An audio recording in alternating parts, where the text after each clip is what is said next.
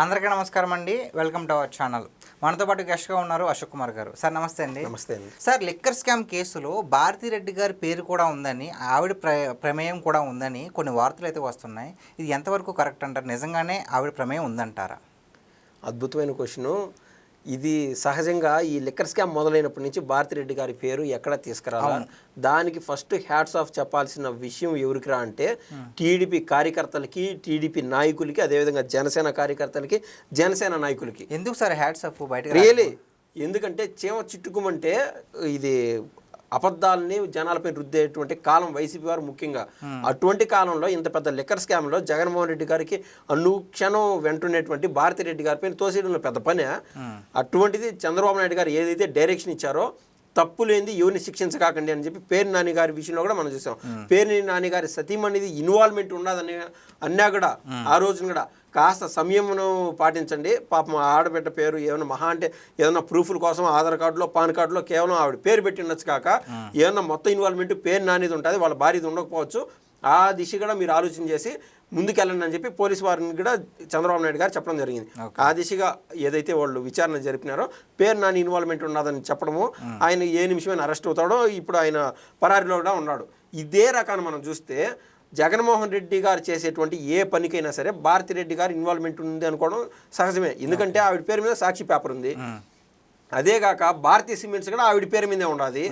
ఇప్పుడు మీరు అడిగిన దాంట్లో అనవసరంగా నిప్పులేందే పొగరాదన్నట్టు ఖచ్చితంగా అండి భారతిరెడ్డి సిమెంట్స్, భారతీయ సిమెంట్స్ ఏదైతే ఉందో దాని డైరెక్టర్ కానీ, దాని ఆడిటర్ కానీ గోవిందప్ప, బాలాజీ గోవిందప్ప ఎవరైతే ఉన్నారో ఆయన ఆల్రెడీ పోయి జైల్లో కూర్చున్నాడు, మనకు తెలిసిన విషయం.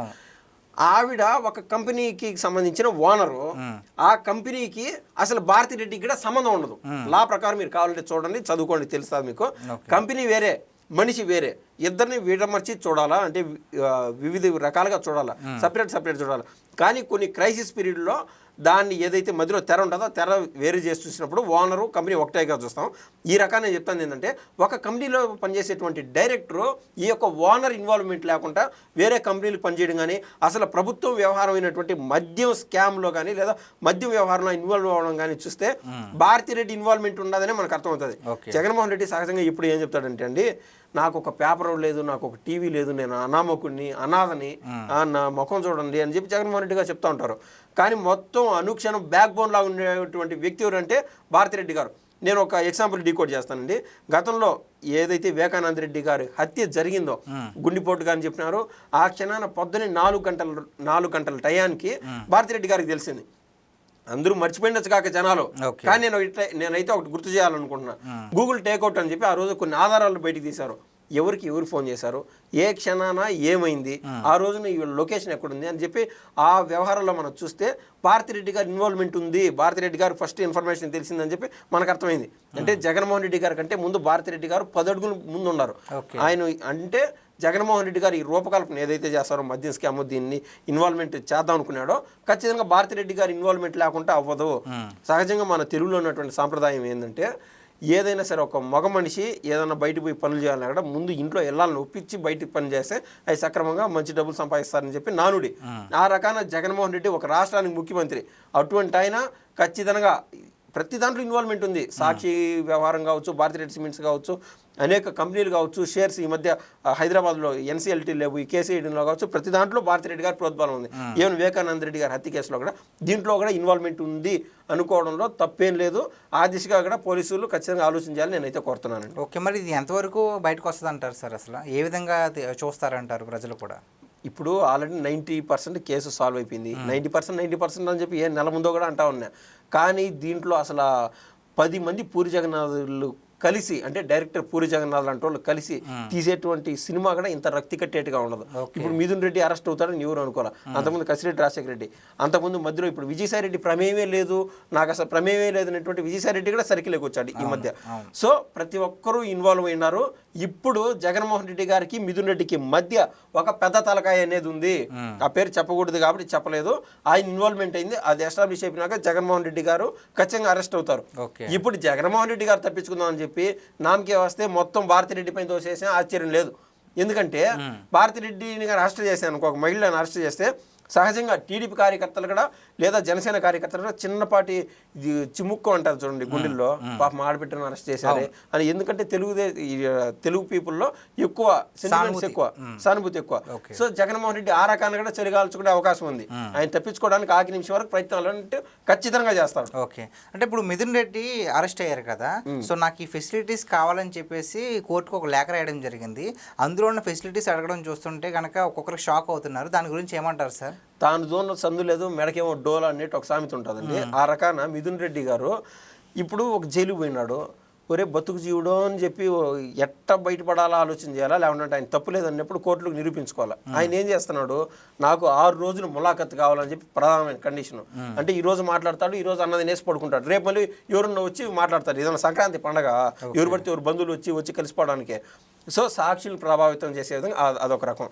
రెండోది, ఇప్పుడు హైదరాబాద్లో కానీ బెంగళూరులో కానీ ఎక్కడైనా సరే బాగా డబ్బున్న వాళ్ళు ఏం చేస్తారంటే పార్కులు వెంట పోయి అక్కడ సహజంగా రౌండ్గా ఒకటి ఏర్పాటు చేసింటారు. ముందు ఇంత రాళ్ళు ఉంటాయి, దాని పక్కన చిన్నపాటి కంకర రాళ్ళు ఉంటాయి, దాని కింద చిన్న గులకరాళ్ళు ఉంటాయి, తర్వాత ఇసుక ఉంటుంది. అక్కడ నడిచి వెళ్తూ ఉంటారు చుట్టూరు. సో పాదస్పర్శ బాగుండి బీపీ కంట్రోల్లో ఉంటుంది, రక్తం బ్లడ్ ప్రెషర్ కంట్రోల్లోకి వస్తుంది, బాడీ అంతా బ్లడ్ సర్క్యులేషన్ బాగా అవుతుంది. డబ్బులు ఉండేవాళ్ళు ఈ వ్యవహారం చేస్తూ ఉంటే ఈయన ఎంతకాలం డబ్బులు ఉండేవాడు అయ్యుండొచ్చు. వీళ్ళ తాత పెద్దిరెడ్డి లక్ష్మారెడ్డి, ఆయన పేరు మీద కంపెనీలు ఉన్నాయి, అన్ని తప్పులన్నీ ఎస్టాబ్లిష్ అనేది సపరేట్ సబ్జెక్ట్ అండి. కానీ ఎంతకాలం వేళ గోల్డెన్ స్పూన్లో పుట్టినప్పటికి కూడా ఈయనకు కనీసం ఇప్పుడైనా మంచి అవకాశం కదా హెల్త్ కాపాడుకోవడానికి. ఇప్పుడు కూడా ఆయనకు షూస్ కావాలంట, స్పోర్ట్స్ షూస్ కావాలంట. ఈయన నీట్గా ఆల్రెడీ డెటాలు గిటాలు వేసి ఊడుస్తారు, అంతా చేస్తారండి. ఇది మెట్ అంటాం మనం, లేదంటే ఆ ఫ్లోర్ నీట్గా క్లీన్ చేస్తారు. ప్రశాంతంగా కూర్చొని ఆ పద్మాసనాలు, ఆ యోగాసనాలు, రకరకాల ఆసనాలు చేసుకుంటే ఎంత బాగుంటుంది. అది కాదు, ఈయనకు ఆసనాలు వేయడానికి కూడా మ్యాట్ కావాలంట. అంటే అక్కడ అంత సేఫ్టీ కోరుకుంటున్నాడు. ఏసీ అడగడము, దోమతారు కావాలంట. ఆ దోమతారు గురించి మాట్లాడుతుంటే నాకు చంద్రబాబు నాయుడు గారిని అక్రమంగా అరెస్ట్ చేసిన రోజులు గుర్తొస్తున్నాయి. ఆయన అడిగింది ఏంది, 70 ఏళ్ళ పైబడి ఉన్నానబ్బా, నాకు వేడి నీళ్ళు కావాలి, వేడి నీళ్ళు లేకుండా ఇబ్బంది, చలికాలం అది అసలే. అడిగిన దానికి అదొకటి అడిగినాడు. దాంతోపాటు దోమలు కొడుతున్నాయి, దానికి ఏదన్నా సరే ఆలోటో గీలోటో ఏమన్నా ఉంటే చూడండి, ఫ్యాన్ కూడా తిరగట్లేదు అని ఆయన అడిగితే, దోమలు ఒకటిక రంభావరం వసి కొడతారని చెప్పి వైసీపీ నాయకులంతా అదే మాట మాట్లాడిన విషయం మనం చూసాం. మొత్తం సోషల్ మీడియా అంతా అట్టే ట్రోల్ చేశారు. ఇప్పుడు ఈయనకెందుకు, వయస్కుల్లోనే ఉన్నాడు కదా, జగన్మోహన్ రెడ్డి కంటే చిన్న వయసే కదా, ఎంత నవయువకుడికి అంత ముసలోడు అయిపోయినటువంటి అంత కోరికలు ఎందుకు, ఇలా రకరకాలు అడుగుతున్నాడు. దానికి తోడు ఈయన ఎంత రేంజ్ వెసులుబాటు తెలుసా, ఈయనకు టీవీ కావాలంట. 9 గంటల నుంచి 9:30 వరకు ఒక ప్రధానమైన ఛానల్లో ఈయన నచ్చే సీరియల్ వస్తుందంట. ఆయన ఎక్కడున్నా కూడా హాట్స్టార్లో చూసేవాడంట ఒకనొక టైంలో. ఇప్పుడు ఆ 9:30 వరకు నాకు ఖచ్చితంగా సీరియల్ కావాలా, అసలు ఏ ఛానల్ ఎట్ట పెట్టుకునేది కూడా ఈయనకు తెలియదంట. ఖచ్చితంగా అసిస్టెంట్ కావాలంట. ఏంటి సార్ ఇది, జైలు అనుకుంటున్నారు లేదంటే హోటల్ అనుకుంటున్నారు? అట్టే ఉండదు వ్యాపారం, అట్టే ఉండదు. ఈయన ఏదైనా సరే నీళ్ళ బకెట్ నుంచి తెచ్చి, లేకుంటే దో పలానాటి ప్లేట్ కడుక్కొని రాబో ఇట్లా దానికి కూడా అడగల ఆయన. అసలు అడగకూడదు, అసిస్టెంట్ అడిగేది ఏంది అంటే ఆయన కూడా ఒక ఖైదీ అయిపోవాలన్నా ఇక్కడ. ఆయన చెప్పేది అట్టు ఉన్నది కోరిక. టీవీ ఛానల్ మార్చేదానికి ఒక అసిస్టెంట్ అడుగుతున్నా అంటే ఈయన మళ్ళీ జగన్మోహన్ రెడ్డి గారు నిన్న మొన్న ఒక ట్వీట్ చేయడం, ఈయన ఒక పెద్ద ప్రజానాయకుడు, 3 సార్లు ఎంపీ గెలిచాడు, ఈ రకాన జగన్మోహన్ రెడ్డి చెప్పడం చాలా విడ్డూరము. ప్రజలు అసహించుకున్నారు ఈయన అడిగినటువంటి ఈ కోరికలు విని. ఓకే, అదండి. ఫైనల్గా దీని గురించి ఏం చెప్తారు సార్? అంటే ఇలాంటి కోరికలు కోరుకోవడం వల్ల సామాన్యులు కూడా అయ్యో ఇలా బతకడం ఎందుకు, ఏదైనా స్కామ్. ఇప్పుడు ఆల్రెడీ ఇదే జరుగుతుంది. 7 ఏళ్ళు జైలు శిక్ష అన్నారు గాలి జనార్దన్ రెడ్డికి.